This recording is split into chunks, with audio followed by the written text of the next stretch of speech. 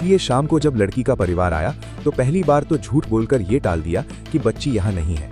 इसके बाद मैं घर पर ताला लगाकर अपनी दोस्त से उसकी कार मांग कर ले आया। मेरा प्लान था कि मैं बच्ची की लाश को बोरी में भरकर गाड़ी के अंदर डाल रात के अंधेरे में कई ठिकाने लगाऊंगा।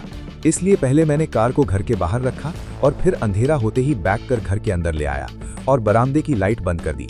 लेकिन घर के बाहर मौजूद भीड़ के चलते मुझे मौका नहीं मिल पाया। जस्ट इमेजिन, ऐसा जघन्य अपराध उस शख्स ने किया जो खुद 2 बेटियों का पिता था और स्कूल की बस चलाता था।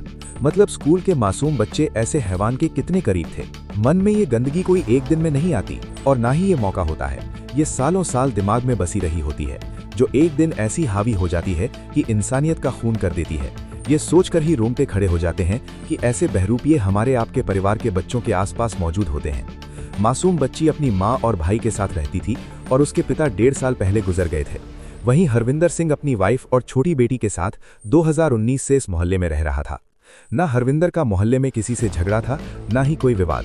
एक साइकोलॉजिकल पर्सपेक्टिव से देखा जाए तो इसे डॉक्टर जैकिल एंड मिस्टर कहते हैं, जिसमें वो अपनी लाइफ को 2 डिस्टिंक्ट बॉक्सेस में सेपरेट कर लेते हैं। एक बॉक्स में वो प्रोवाइडर, फादर और एक रिस्पेक्टेड नेबर होते हैं, वहीं दूसरे बॉक्स में एक प्रेडेटर। ऐसे लोग इन दोनों रियलिटी को बिना मिक्स किए दोनों तरह के रोल्स में आसानी से स्विच कर जाते हैं और इससे इन्हें अपराध का गिल्ट भी नहीं होता।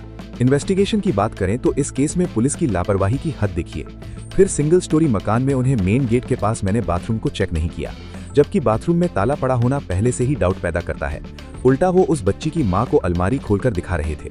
पोस्टमार्टम रिपोर्ट के अकॉर्डिंग बच्ची की डेथ का टाइम और पुलिस के पहली बार हरविंदर के घर पर आने के समय के बीच ज्यादा गैप नहीं है। इसलिए पुलिस की लापरवाही पर सभी का खून खोल उठा। उनका कहना था कि अगर वो वक्त रहते उसे खोज लेते तो कुछ न सही तो शायद उस बच्चे की जान बचाने की 1% उम्मीद तो जिंदा रहती। लोगों को इस बात पर भी गुस्सा आया जब बच्ची की बॉडी मिली तब मौके पर पहुंची पुलिस फोर्स में एक भी महिला पुलिसकर्मी नहीं थी।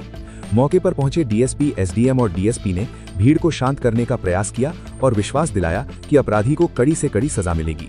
खाना पूर्ति के लिए एएसआई मंगत राम को सस्पेंड कर दिया गया है।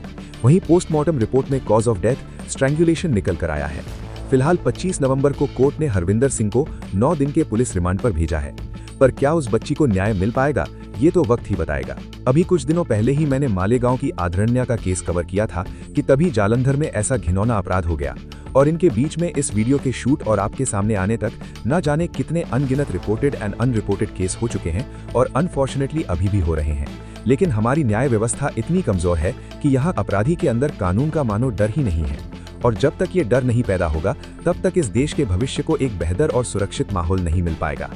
Thanks for watching video.